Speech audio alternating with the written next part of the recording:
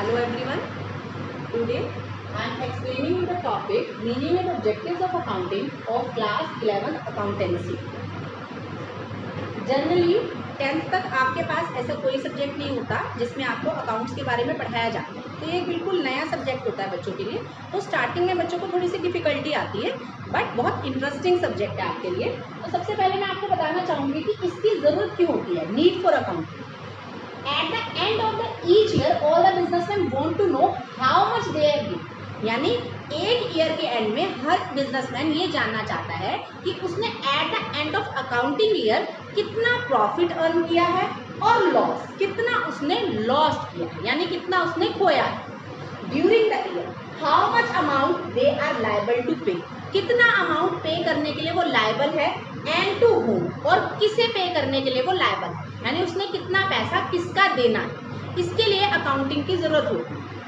अब है meaning of accounting. Accounting क्या होती है? Accounting is a art of recording, यानी अकाउंटिंग एक कला है। क्या कला है? ऐसे नहीं कि अकाउंट्स कोई भी पर्सन बना लेता है। जिसे प्रॉपर अकाउंट नहीं बनाने आते हैं वो उन अकाउंट को प्रिपेयर नहीं कर पाता, उसके लिए आपको अकाउंटिंग सीखनी ही पड़ती है। बिना अकाउंटिंग सीखे आप अकाउंट्स प्रिपेयर नहीं कर सकते।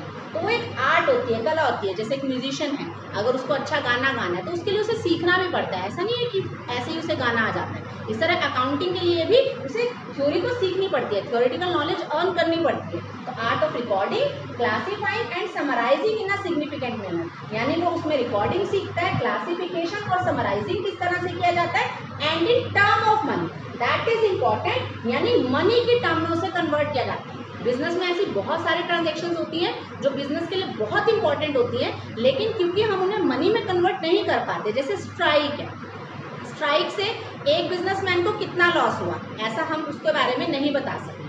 अब जैसे कोरोना वायरस है, कोरोना वायरस की वजह से बिल्कुल बिजनेस स्टॉप हो रखे हैं, लेकिन क्या कोई इतनी कैलकुलेशन कर सकता है कि मुझे 5 लाख रुपए का लॉस हुआ, मुझे 2 लाख रुपए का लॉस हुआ, मुझे 3 लाख रुपए का लॉस हुआ? ऐसी कैलकुलेशन कोई नहीं कर सकता। तो एक एग्जाम्पशन है। In transactions and events which are in part of at least of a financial character, यानी वो फाइनेंशियल नेचर की होनी चाहिए। नॉन फाइनेंशियल नेचर की जो ट्रांजेक्शन्स होती हैं उन्हें हम अपने अकाउंट्स में रिकॉर्ड नहीं करते हैं, and interpreting the result there, और उसके अकॉर्डिंग हम अपने रिजल्ट को इंटरप्रेट कर पाते हैं। After that features and characteristics of accounting. अब फर्स्ट पॉइंट है इसका, accounting is an art as well as science. Science क्या होती है? साइंस के अपने पर्सनल रूल्स होते हैं, उसकी थ्योरीज होती हैं, लॉज होते हैं। अगर किसी भी साइंटिस्ट को किसी भी तरह का कोई एक्सपेरिमेंट करना होता है तो उसको क्या करना पड़ता है? उन्हें उन्हीं थ्योरीज को, उन्हीं लॉज को एप्लीकेबल करना पड़ता है अपने एक्सपेरिमेंट में।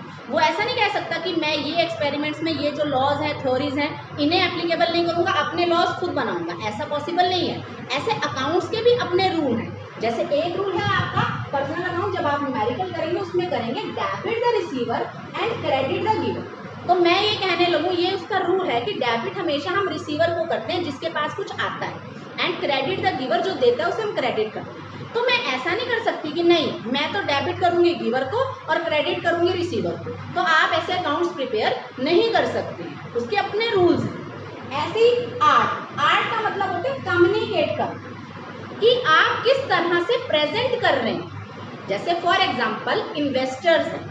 अब इन्वेस्टर्स आपकी कंपनी में इन्वेस्ट करते हैं तभी तो आपके पास मनी आती है, अदरवाइज फ्यूचर में आपके पास मनी कहाँ से आएगी? पॉसिबल नहीं है। तो इन्वेस्टर्स आपकी कंपनी में तब इन्वेस्ट करेंगे जब आप अपनी कंपनी के बारे में उन्हें बहुत अच्छे से कम्युनिकेट करते हैं। इस तरह से बैंकर्स होते हैं, बैंक आपको लोन कब देगा?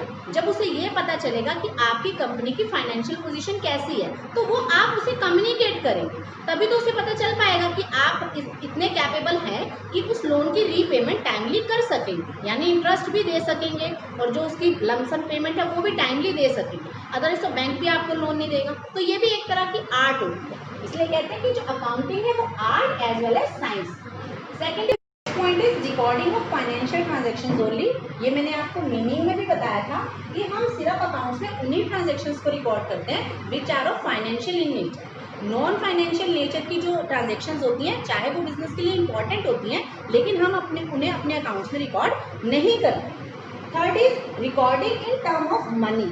यानी हम अपने अकाउंट्स में जो ट्रांजैक्शंस रिकॉर्ड करते हैं उसे मनी में कन्वर्ट करके करते हैं। जैसे फॉर एग्जांपल आपने किसी कंपनी के 100 शेयर्स परचेज किए, 100 शेयर्स, एक शेयर 10 रुपीज़ का था, तो आप ये नहीं लिखेंगे अपने अकाउंट्स में कि आपने 100 शेयर्स परचेज किए।